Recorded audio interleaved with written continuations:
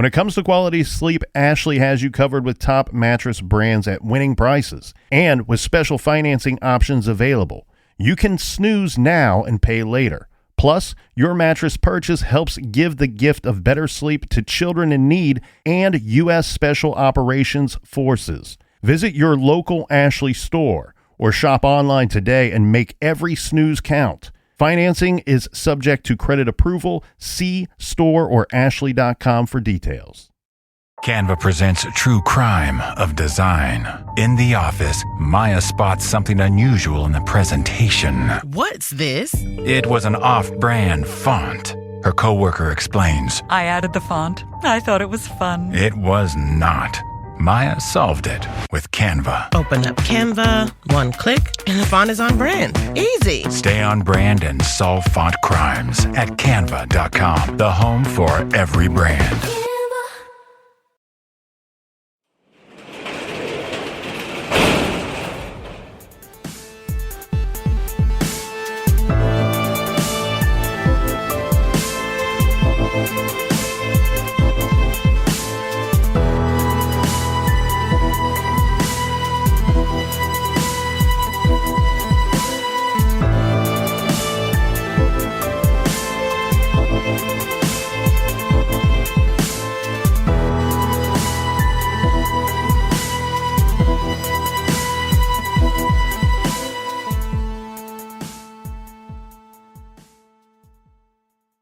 Welcome to True Crime Garage. Wherever you are, whatever you are doing, thanks for listening. I'm your host, Nick, and with me, as always, is a man that knows that if you don't make it on the Buckeye football squad, well, you can just go up north and play for Michigan. He is the captain. Welcome to Rivalry Week. Welcome to Turkey Week, you turkeys.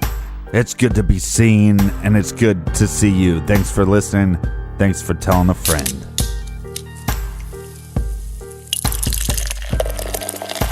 Today, tonight, and for the rest of the week, I am, and we are drinking Harvest Ale by the brilliant and hardworking people up at Founders Brewing Company. Garage grade, it is impossible not to give this beer 5 out of 5 bottle caps.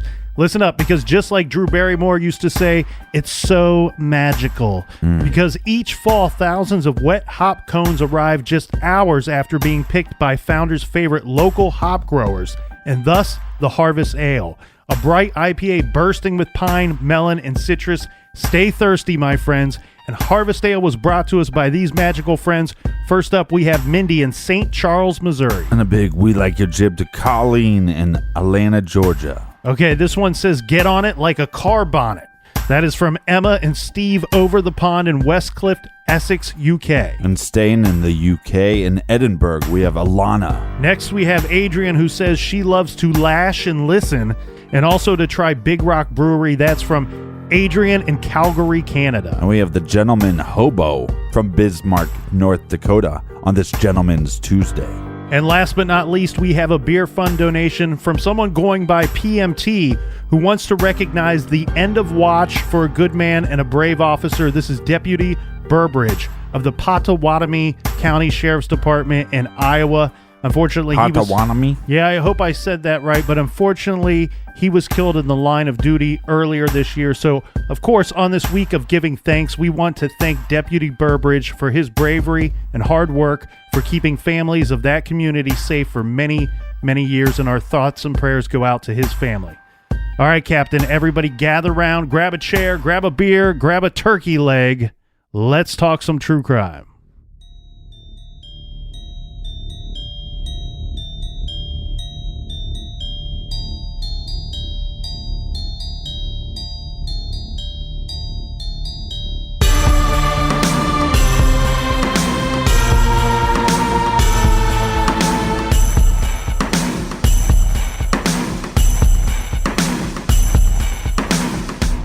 Sunday, December 11th, 1994, Livonia, Michigan. A police officer is responding to the Wonderland Mall on Plymouth Road on a report of a missing 4-year-old boy.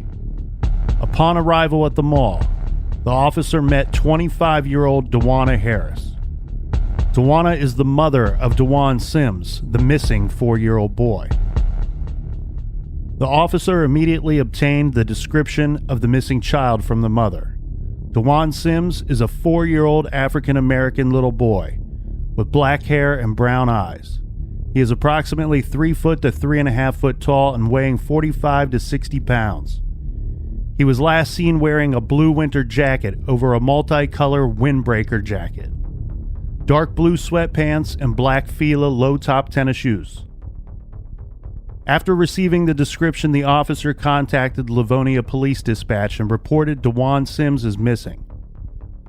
A teletype to all area law enforcement agencies was sent. The officer asked the mother to explain exactly what happened when she entered the mall in detail. Dwanna says her and the little boy left the residence at approximately 1:30 p.m. She estimated that they probably arrived at the mall between 1:40 and 2 p.m.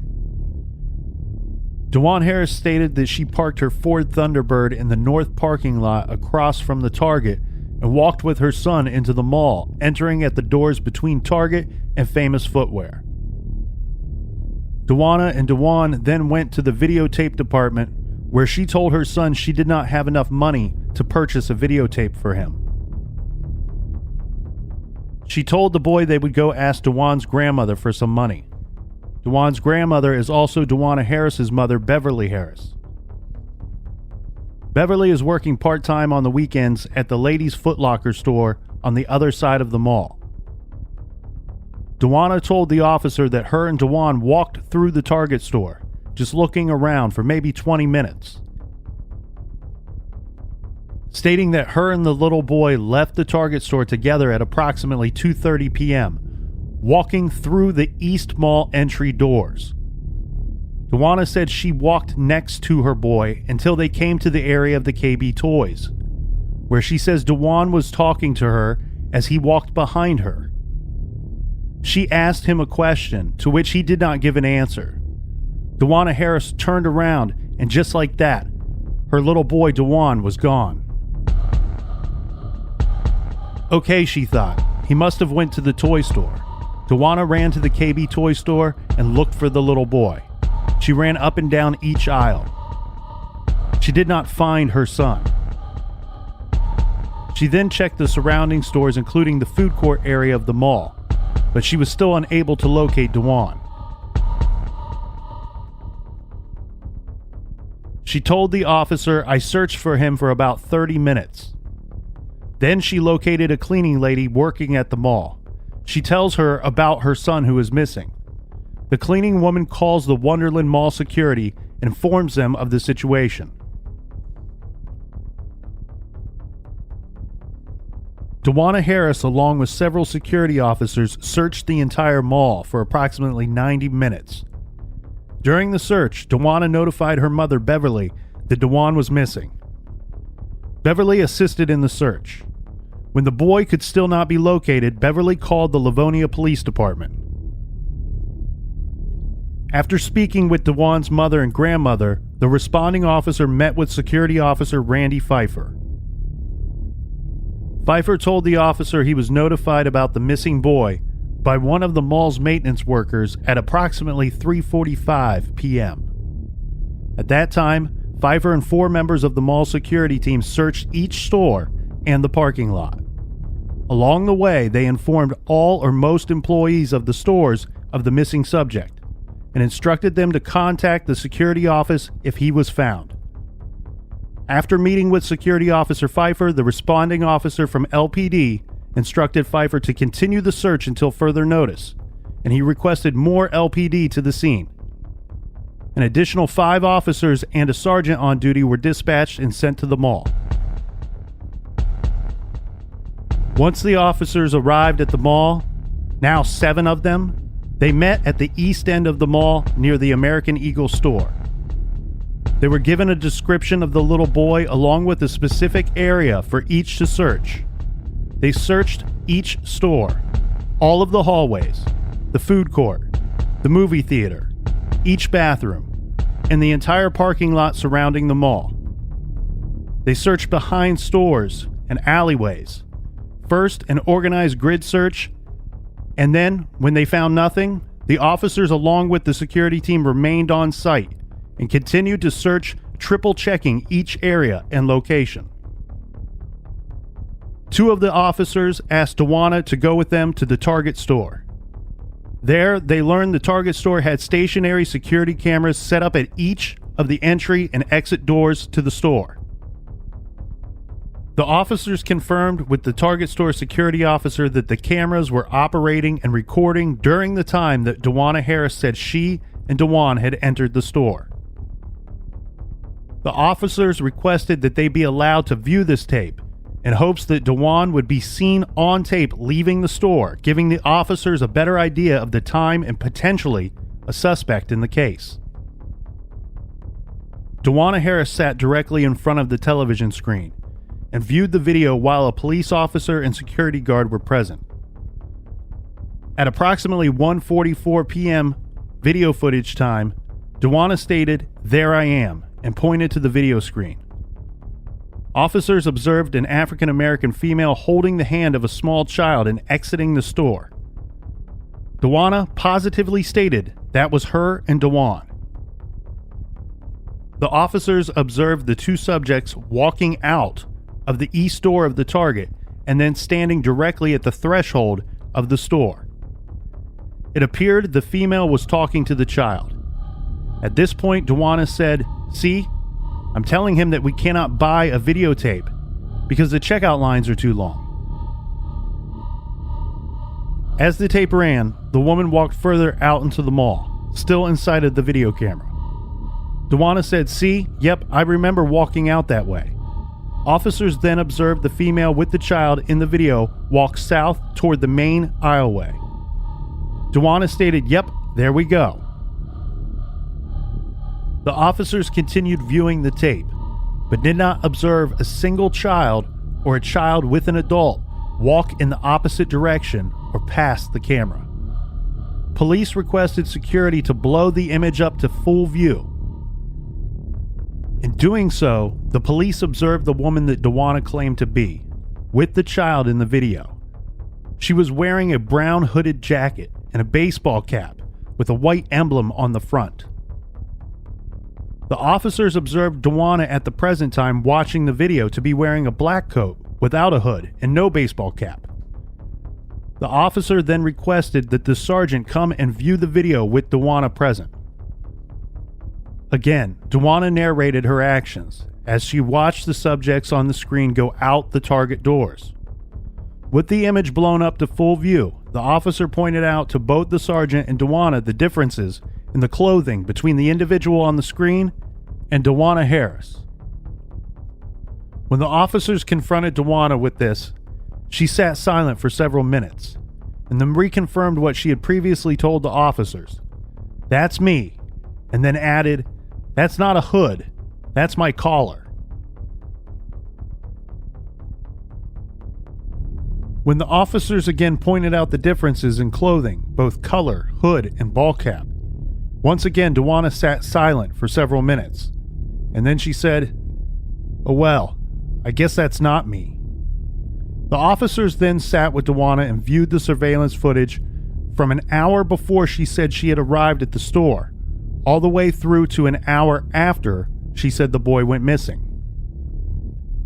At no time did the officers observe Dwanna and Dwan enter the store.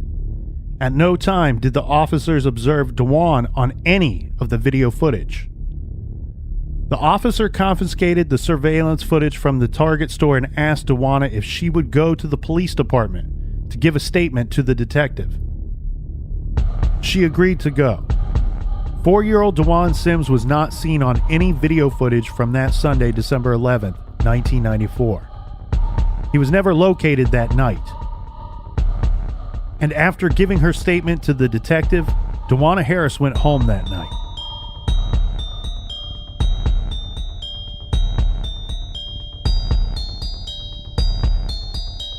This is the case of Dwan Sims.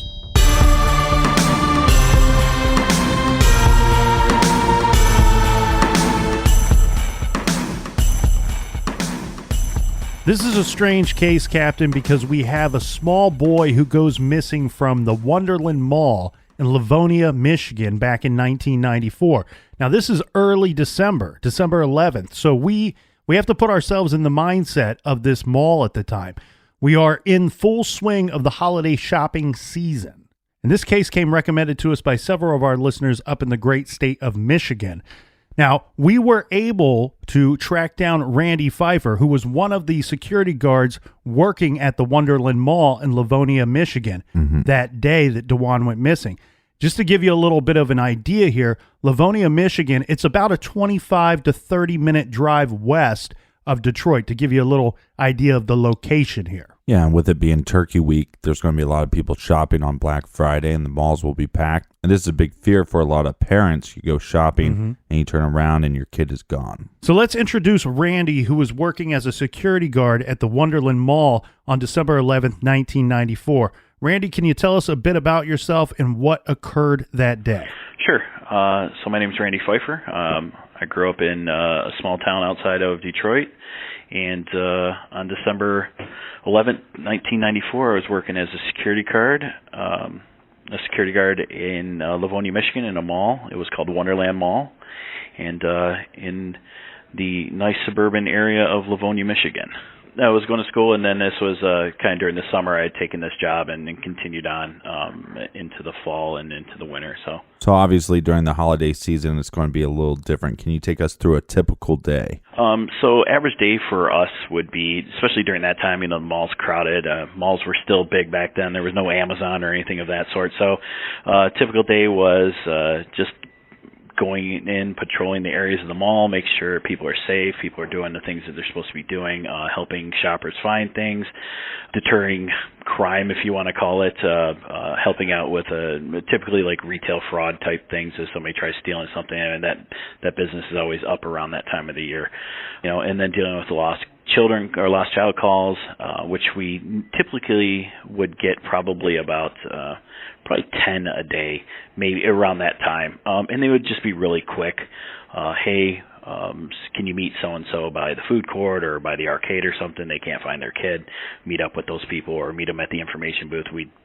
I think the longest anyone we had ever, up until that point, found missing was like 5-10 minutes tops. They were always, like I said, in the arcade or in the toy store or down by the movie theater or something of that sort. Okay, and then what happened on December 11th, 1994? So on this day in particular, there was nothing out of the normal had happened. It was just a typical Sunday.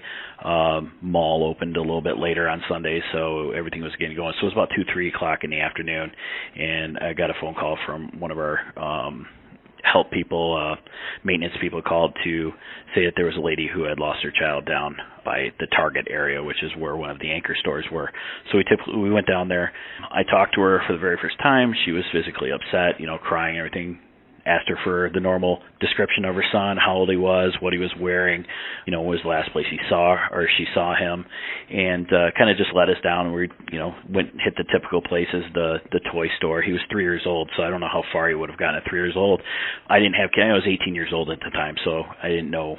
I wasn't around many 3-year-olds, so now that I think about it, it's where would a 3-year-old go in a mall without somebody saying something? So we checked the arcade, checked the toy store, food court, didn't see him, so we continued to walk down the mall a little bit further, and, at that time, got the information out to all the other security guards out there, even in the trucks that were out patrolling the mall and the out parking lots and internally and over the loudspeaker. Some time went by, probably about 45 minutes went by before we actually called the police. I don't know if that's just, I guess we just weren't in that frame of mind, and we've never had anything like this happen. There was no kind of timetable to call anyone. There was no protocol behind it. So we just did our best there. So we called the police. Police showed up. They met with her. We did continue to walk around the mall, went to the offices to make phone calls if anybody had, I believe if anyone that she knew had him or, had come up to the mall or anything of that sort. But kind of a typical situation for this time period. I mean, you have an average of about 10 kids that go missing per day. In this case, you have all hands on deck, and you come up empty-handed. We came up empty-handed. So a little bit later in time, a couple hours go by, and we're in the Target anchor store, and the police are with her, and I'm in the the loss prevention area with her where all the Target cameras are. And at that time, our mall only had stationary cameras. They were black and white, and we only had a couple of them at the entrances. But we were lucky that at the entrance that I met her at, there was one. So that came up a little bit later in the investigation that kind of set the framework for the time. But anyway, we were in Target, and we were going through the cameras with the Livonia police, and we were asking her to kind of point out where she was, where she come in. At the time she came in, we didn't have her and him on camera at any point in time coming into the Target store or into the mall. They began to ask her questions such as, can you try and point out, does anyone look like your son that was leaving any of the entrances there? She was pointing out a couple people. One of them she pointed out was definitely not somebody that would meet the description of her son. And I think at that point, the Livonia police started getting a little suspicious. They started asking a little bit different questions, and she was getting upset about that. So she started to clam up, didn't really say anything. And then right around that time, the father of the boy came in and met us there, and they weren't together, apparently. So he came in, and we were talking, and he was, where is he at? Where's our son? This and that. And he was getting pretty upset about it, too, as well. From that point on, we left the Target store and continued just to take a walk around the mall, trying to figure out what was going on, and we pretty much had every cop in Livonia at the mall at that point. That lasted till around, I want to say like almost 7 o'clock at night. The mall had already closed, and we were still looking. So you guys spent the majority of that day searching the mall. The mall closes at 6 p.m. on that Sunday. Several of the other stores, including the Target store, they remained open for a few hours after that. Did you only search that day for Dwan Sims? Up until then, like days after, we tore that mall apart. Even that night, it was a mall that was a little bit older, and it used to be an exterior mall where there was no covering, and they just put a roof on it, so it had all these exterior doors. So part of the thing was to search that mall top to bottom. I mean, there were stairways and basements that were drywalled over. We knocked through them to see if there was anything behind there. We had to get in every single back corridor, every single back room and basement and of every store that was in there, and we searched that thing top to bottom with probably about 30 people and came up empty-handed. The mall wasn't the only thing that was searched. They expanded that search into the areas around her home, railroad tracks by her house, if I'm not mistaken, too, as well. And there's just never been a trace of the child found anywhere, and it's just sad.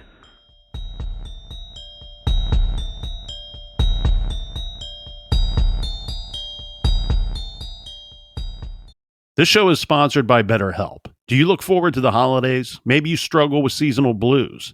This time of year can be a lot, and it's natural to feel some sadness or even anxiety about it. But adding something new and positive to your life can counteract some of those feelings. Therapy can be a bright spot, something to look forward to make you feel grounded, and to give you the tools to manage everything going on. If you're thinking of starting therapy, give BetterHelp a try.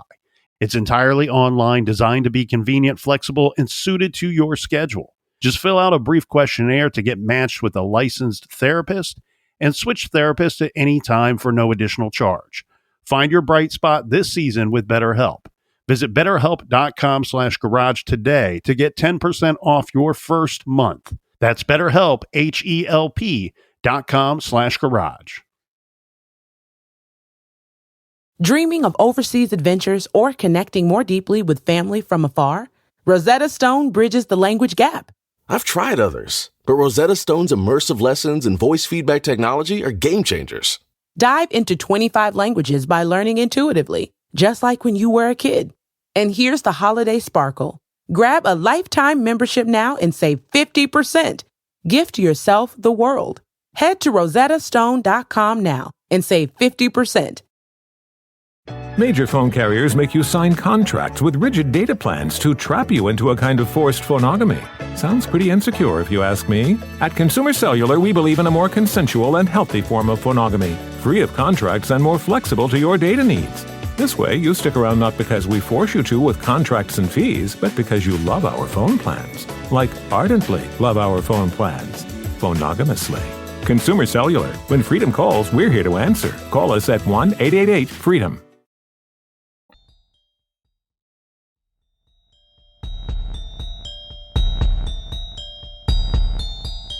All right, we're back. Happy Turkey Week.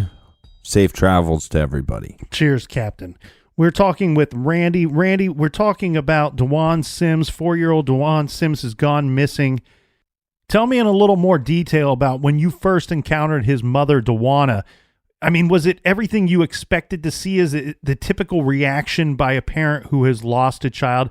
And where and how did she say that they got separated? She basically said that they came to the mall. They went in the front entrance of an anchor store, which is Target, which is an exterior entrance, not directly into the mall. They were walking around, and she just looked down, and he was gone. And then at that point, she was looking around for him, and then came out to the exterior mall and got a hold of one of our maintenance people to call and ask for help to help find the boy. Yet her demeanor was exactly what I would expect from somebody who was missing a child. She was upset and gave all the description she could of what her son was wearing that day, how old he was, what his name was and stuff, and was pretty cooperative at that point, walking around trying to find him. So her demeanor is pretty typical of a parent that has just lost their child. And does she have any bags with her? I mean, she claims that she was in the mall shopping for a while. No, as I recall it, she didn't have anything with her. She still had her jacket on, and when I met her, it was just a typical quick conversation. What does he look like? Don't worry, we'll find him. This isn't a big deal. I remember her saying, this happens all the time. This is probably like the 5th or 6th kid we've had missing. We'll find him in a couple minutes. I'm pretty sure he's probably either in the toy store or in the arcade, which was very close to that entrance, and just was very positive about the outcome being good. Who would have thought anything different at that time? So after you guys retrace Dwanna's steps, looking for the boy in the mall and the Target store, you come up empty-handed. It's at this point that the police officers are going to ask Dwanna to view some of the security footage with them from the Target stores. Yeah, correct. So what had happened was we had gone into the room. I believe there was 2 Livonia police officers with us. We were going through the tapes of the times that she said she entered the mall, and even a half an hour before there, if she got her times right. So we went through a ton of tape, and she could never point out herself on camera or her son on camera. The only time she ever pointed anything out on camera was not her child. It was somebody who may have been walking with another kid. I think at some point she even pointed out a little girl that was with somebody. But, in the Livonia police started to question her more and more about time, where she was, what are the exact areas she was in the store, and could get nothing or no video confirmation to where she was at the time she said she was there.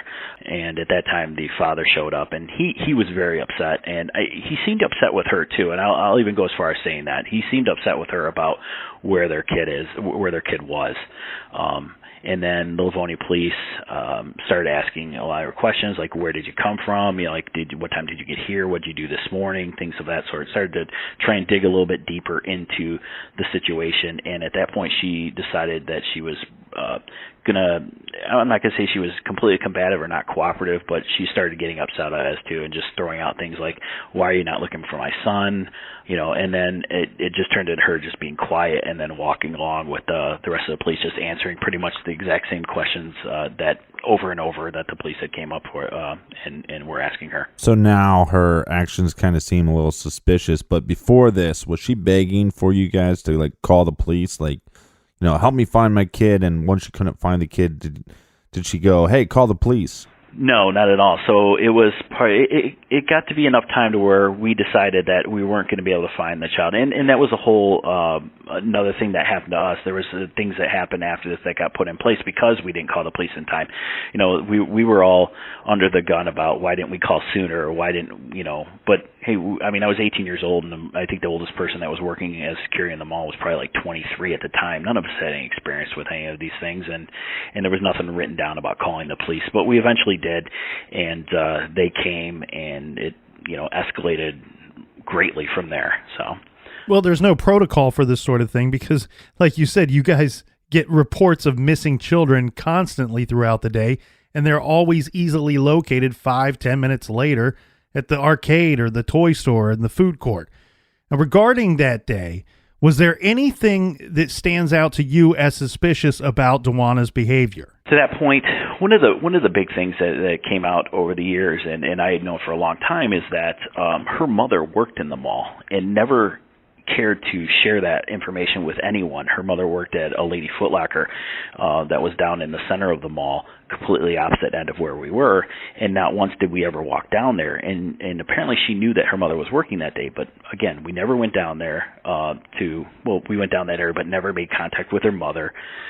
Nothing was ever said about that I know of at the time that I was with her. And her mother actually was, if I'm not mistaken, she was at the time a Wayne County sheriff's deputy for, I believe, the jail down here in Wayne County. Okay, so at this point, suspicion is turning on Dwanna Harris. Mm-hmm. She's starting to look like she may know a lot more than what she has told the police by this point. But after being questioned by them and being questioned by Dwan's father, did Dwanna do anything that caused you to question things that she had told you and your staff that day? Yeah, other than going quiet. No, because it was just that she couldn't corroborate any of the stories that she said with what was on film. They just didn't line up, and that's actually, like I said, where the Livonia Police Department started becoming suspicious, started asking some, follow-up questions to a lot of the stuff, and I think it became less of a focus as to, we need to find this child in the mall, as opposed to, where is this kid? We don't think he's here. And it wasn't until a couple of years, I think it was 2007, maybe it was, right around that time, that the Livonia Police Department actually finally came out and made a statement this many years later that they do not believe that Dwan Sims was ever in that mall at the time that she says that he was there. They don't believe that he was ever in the mall with her, that she didn't bring him to the mall, and that he was never there. How many more interactions did you or the security staff from the mall have with the Livonia Police Department after that day? Yeah, sure. So I spent a couple days after in the police department working with one of the detectives, a sergeant there, who actually consequently was retiring at the end of the year, going through videotape, and I was telling him that, around the certain time that we were there, because apparently there was a discrepancy of an hour of time as to when she actually reported him and when I actually said that it had happened. And it came down to that the times were wrong on the videotape. So there was a whole hour of difference there that it took place. But we did finally go through the tapes where I said exactly I was and where we met her, and we actually found the only piece of video that we have of her on camera is of her meeting me at the time I said it was in the mall entrance where down by the anchor store of Target, and that was the only time she was ever been on videotape alone, up until that point. So just to be clear, we have no video footage of Dwanna, the mother, on footage, no surveillance footage at all. And we have no surveillance footage at all of Dwanna and her son, Dwan. None that I have ever seen or have been made aware of. There was the other kind of, and it's not so much a theory, but there is a separate entrance to the mall that's right next to the anchor store that she could have very well walked through as well instead of even going through Target, which kind of makes more sense because Target's video never showed her on there. But just to be clear, that's not the entrance that she said that she went into. When she told your staff and when she told the Livonia Police Department, she states that she went into a different entrance, and this entrance would have had security camera footage. Correct. And there's no footage of her going in to that entrance. There's not. And that Monday after, she walked through the whole mall. It was pretty much like a media extravaganza. All the media outlets were there, Channel 2, Channel 7, Channel 4, Channel 50 at the time. They were all there in the mall. We brought Dwanna Harris back into the mall to retrace her steps throughout the whole day as to where she was, where she went, and all that. So the Livonia Police was with her that whole time as well. No, I never worked security, so I'm kind of the odd man out. You did, Nick did. Yep. If something like this happens, you're going to remember this. You're going to carry this with you. Yeah, this is something that has stayed with you, Randy, and this is something you have carried with you for years. Many years to this day, right? I set up a website for it. I just people want to know, like, what happened to this child, and if not, where he is. He has to be somewhere, and somebody has to know where he is or where he was at the time. Somebody has to know. There's somebody out there that knows this, and what we've asked for is just somebody please come forward. It is enough time has passed. Please somebody say something. Since you've been following this case for so many years and you're local to the case as well, What has happened since 1994 with this case? Yeah, so, I mean, there's been a lot of things. I mean, the first 5 years after were just a spattering of this and that. They had news. I believe one of the news companies hired a psychic to come in that after the house that she had lived in, they brought a psychic in to try and figure out what had happened. That ended up being nothing. There was a period of time where they found bones in a park not too far from the house that they had tested. They ended up being animal bones. I mean, there's been numerous things over the year that have happened. Every time there's a child abduction or something of that sort along that happens, it always kind of gets brought up. Everyone remembers this incident here in Livonia. You bring it up, and anybody who was around that time will know it. Some of the things that seem really significant now is the fact that I'm a parent now. Like, I have 2 girls, and if my kid ever went missing, that would be my life's work for the rest of my life until I figured out what happened. I think just locally now, not locally, but just in the news, we hear about, is it Natalie Holloway's husband or father is now possibly found remains of his daughter. That guy never stopped. Like, nothing would stop me as a parent to find out where my child was if he was missing. Even 20 years going by, I'd still want to know. And she has, and I'll be as bold as saying, she's pretty much wiped him from the face of the earth. She's reached out to a group that I ran on Facebook about leaving her alone, leave her family alone, that we're causing her undue stress, that, she doesn't want to deal with this, and, her boy's gone, things of that sort. I mean, she almost, pretty soon after this happened, she moved away from the area. I find that odd because, who would move away from the area that your child's missing from? She basically started a new life. I believe she has kids now and got remarried. I understand the fact that you move on with your life, but to wipe any kind of information about a son that you had years ago gone, just completely missing from your life, that your daughters don't know about it that you have now, it's just very odd. She commented to a newspaper not too long ago, about 5-6 years ago, about her having a picture of her son in her car, and that she looks at it every single day before she goes to work. I don't know how true that is, but I know that she has nothing on her Facebook when we've, had interactions. So there's nothing at all in any of her social media that even mentions her son at all. So I find that very odd. What information, Randy, do you have regarding the investigation itself and any type of communication that Dwanna would have had with the Livonia Police Department? To that point, I think it was the day after or 2 days after, she took a polygraph test and failed it. She failed the first polygraph test, went back in and took a second, and she actually physically ripped the paper out of the polygraph machine because she failed it a second time, and then left. Yeah, there is so many things out there that just point to her. Point to her 100%. There's nobody else that has any information about where this boy is.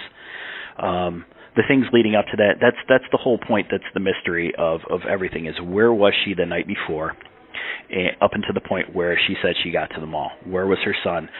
There's a little bit of information out there. Some of the reports that I've been able to get a hold of, I know from the Detroit Police Department, a lot of the stuff was blacked out. But I did get a chance to talk to some of the detectives not too many years ago about the case who were on that, and they've even speculated as far as that the child actually didn't belong to, or was not the man who met us that day, that it was not his child, that it happened to be the child of some guy that she was hanging out with, who she just so happened to be with that evening. There's several stories that went around as that from the neighborhoods about the guy that she was with didn't want any kids, so she got rid of him. I mean, obviously all speculation and just rumors from around that part of town, but yeah, nothing else. There's been no ransom note, there's been no phone calls, nothing. It's just been complete radio silence since the day it's happened. Locally, what are the rumors, and what's some suspicions that you have had? The rumors that she sold her child or gave her child to somebody, that one was around a long time. But for the longest time, I believed that he was alive. And now, I mean, there's so much time that's passed now. I don't believe he's alive. I believe that this child's dead. I don't see how any other outcome could be the truth at the moment. Any strange leads that you have come across through the website? What's really strange is we did have last year or 2 years ago, we had somebody reach out to us and think that they were Dwanna and that they didn't know who their parents were, and they felt like their parents were lying to them. They felt like they were the son, they were Dwanna Sims, and they felt like they looked very similar to him, and they don't have a lot of recollection of their past, which we took that pretty seriously. I took all the information that we have and I forwarded it over to the Livonia Police Department. What happened with it at that point, I don't know, but that's the only time anyone's actually come forward and said, hey, I believe I'm this child. But seeing as though that was a while ago, nothing ever came of it, so I doubt it was anything of substance.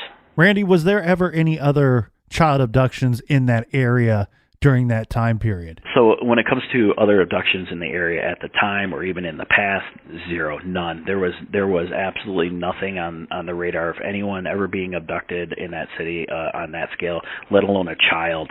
And anything up until this point, I mean, never. There's never been anything that I know of a child abduction in that city. But you do believe that her house was searched? Yes, yeah. She was definitely, her house was searched. I know that there were people who lived right by her who had recounted that, the days that the police were there going through the house, and even after she moved out, they went back through the house. I don't know what time period that was, but I know that they did go through her house after she had moved out of it.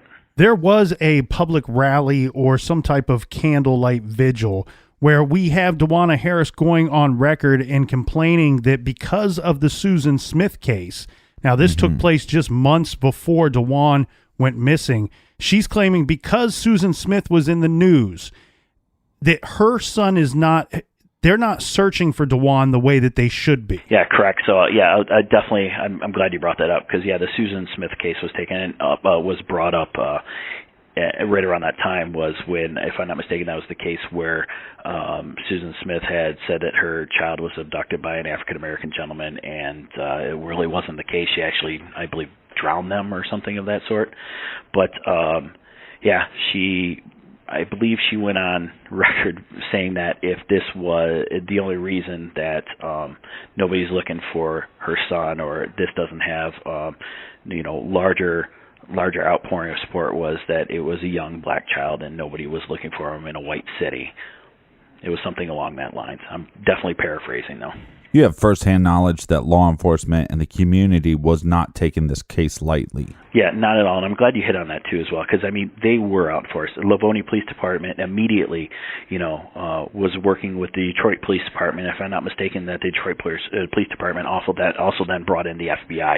So you had, three different forms of law enforcement or districts or whatever it would be working on this case. I know that areas of Detroit, I even went on a couple, and we were walking down, I didn't even have to do this, but volunteered to just go walk the railroad tracks looking around her area of her house looking for her son.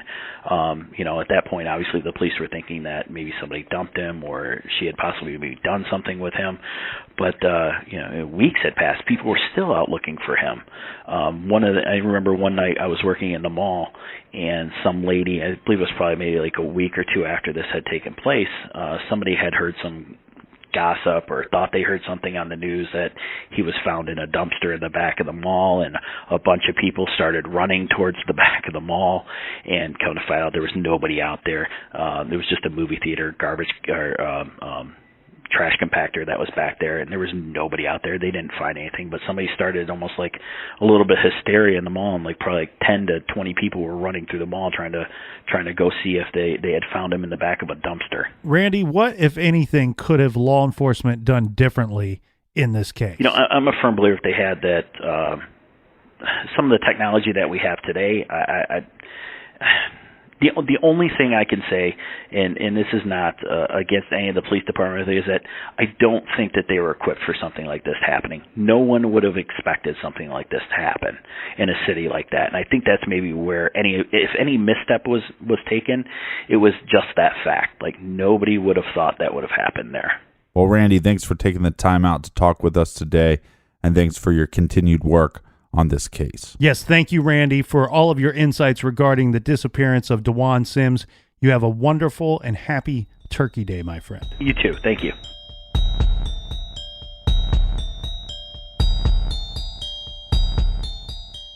This is one of those cases, Captain, that when you really start diving into the details, you really hope to find... Wait, hold on. Once you can get to the details, this was one of the hardest cases. I mean, any of the research I did online, it was like kind of fictitious stories, fake news everywhere. Well, you really hope that you can find somewhere in there that the mother is right, that what she's complaining about to the security and to the police department, what she's reporting to them, that it holds some truth. The fact of the matter is there's nothing there. There's no evidence that she was telling the truth at all that day.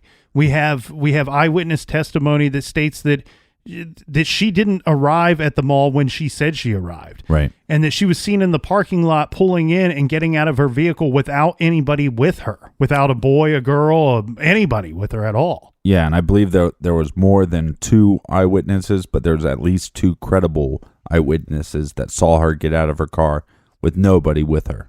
And we also have a situation where we have her changing her story throughout the time that she's with the police officers. Mm-hmm. We have the police report that was taken that evening.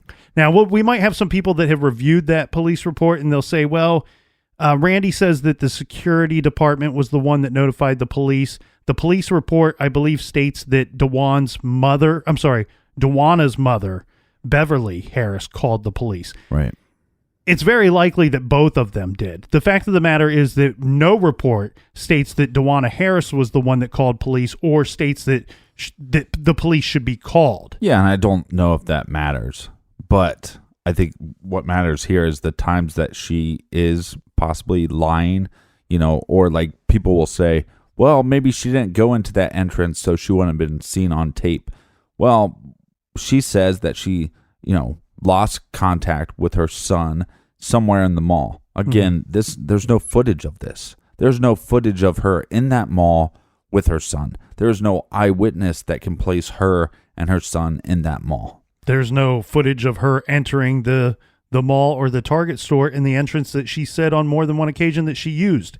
And what I mean by more than one occasion is she's had to go through her story time and time again. And she will stick to one story until there's no video footage to corroborate that. Then once that's pointed out to her, her story changes just a little bit. Mind you, she failed 2 lie detector tests within days of her son having gone missing. Yeah, and again, so if you want to make an excuse, you can say, well, maybe you chalk that up to nerves. But when you're pointing out people on surveillance cameras and claiming that's you and your son, and they know that's not you, and then later on, the cops have to point her out to her walking by herself. The times never line up. It's very fishy. It's to me, all the evidence points to that something happened, and this was her idea to cover it up. You're exactly right. This looks to me like a pivot, Captain. Like something happened. I don't know if it was something on purpose or some type of accident, but something happened.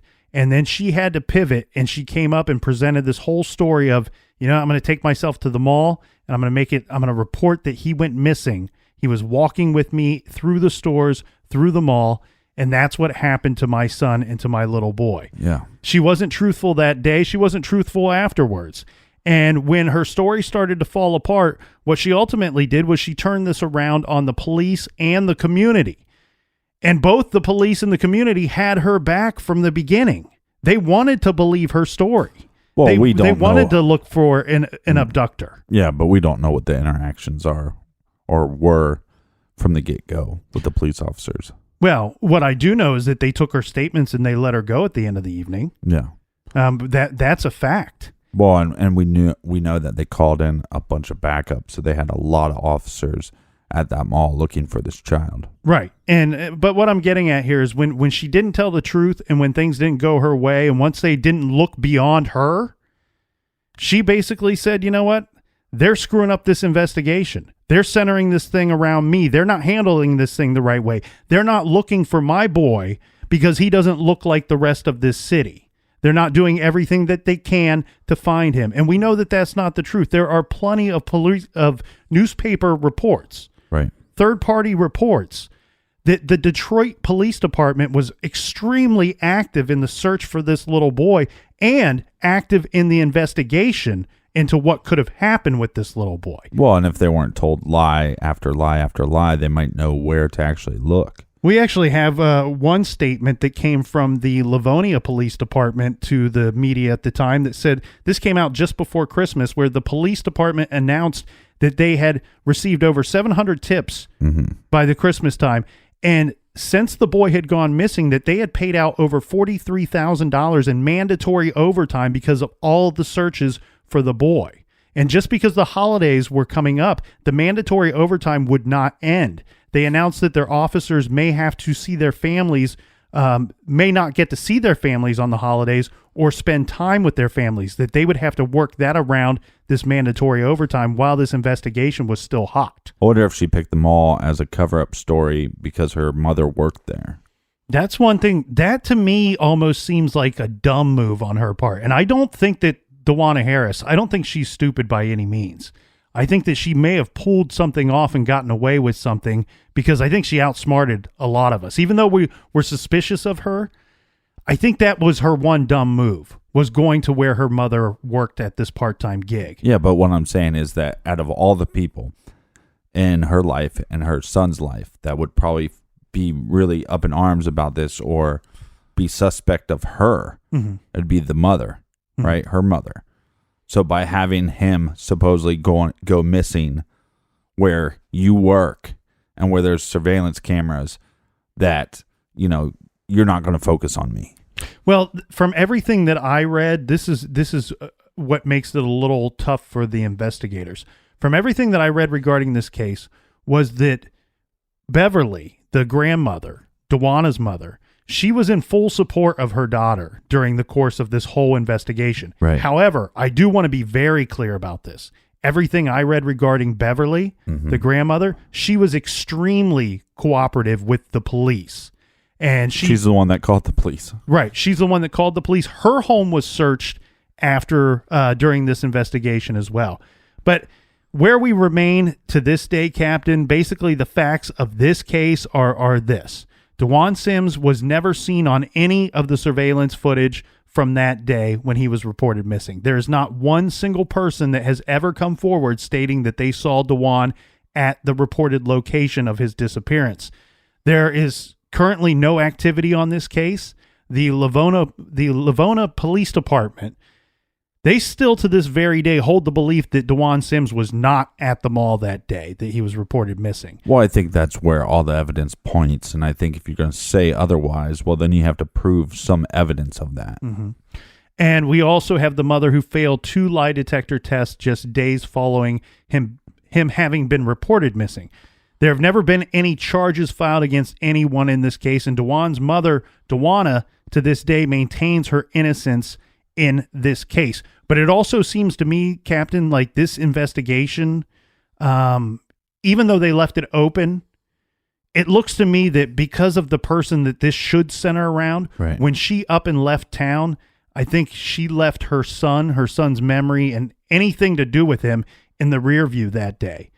And when she left, I think every lead and any potential of possibly solving this case left with her that day. And I think we both agree, for the most part, on the idea that when you have a missing child and the parents leave that town, it's very odd. Yeah, it's suspicious. It doesn't seem to be typical behavior. Now, we do understand that sometimes people have to leave because of their jobs, because their families, other things pull them away to other cities.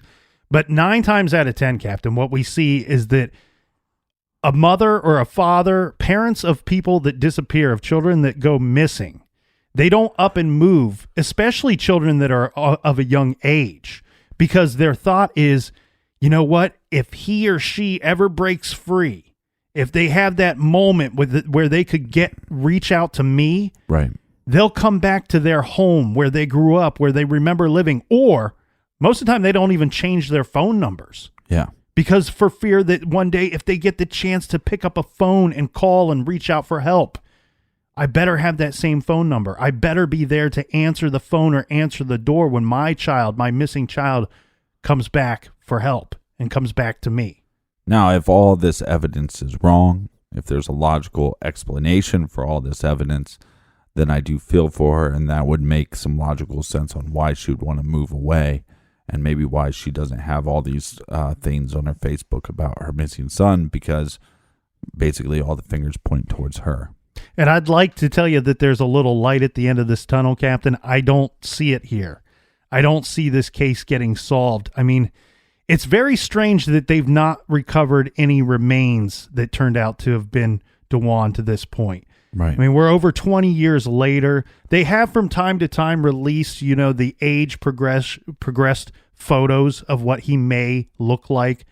But I just don't see this one getting solved without any help from his mother, without any help from Dwanna or the close family members. There's a good chance that if anybody knows what happened, it's the mother.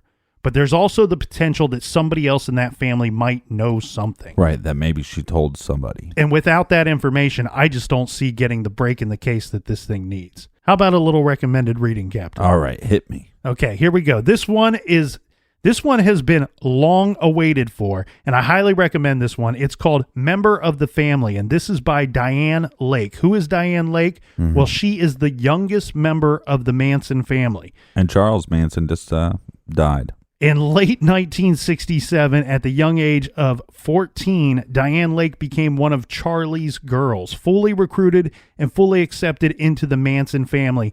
She was in the family for about 2 years, and she described the mixture of sexual manipulation, psychological control, and physical abuse that came with being a member of the family. She also talks about Charles Manson's true nature. Diane did not participate in the gruesome murders committed by the members of the family, but some of the members confessed to her. Following her arrest, she was able to transform trauma into triumph, finding the courage to face Manson and testify against him in court. Do yourself a favor and check out Member of the Family by Diane Lake. And for holiday gifts, if you want to check out our website, truecrimegarage.com, if you click on our store page, we have the new logo shirts. Plus, I ordered a new batch of the Parts Unknown shirts and another round with different colors of the Douche Canoe shirts, so check those out. All right, here's the moment where we give thanks. We want to thank everybody for listening. We want to thank everybody for telling a friend and for subscribing to the show. Everybody have a very safe and happy Thanksgiving. Until next week, we will see you back here in the garage. Until then, be good, be kind, and don't litter.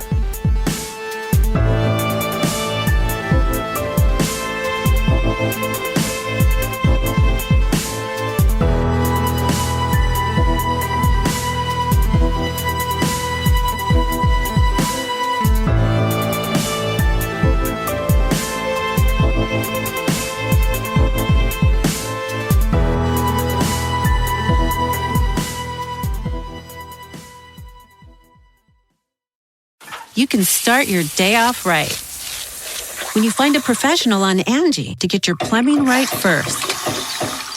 Connect with skilled professionals to get all your home projects done well. Visit Angie.com. You can do this when you Angie that.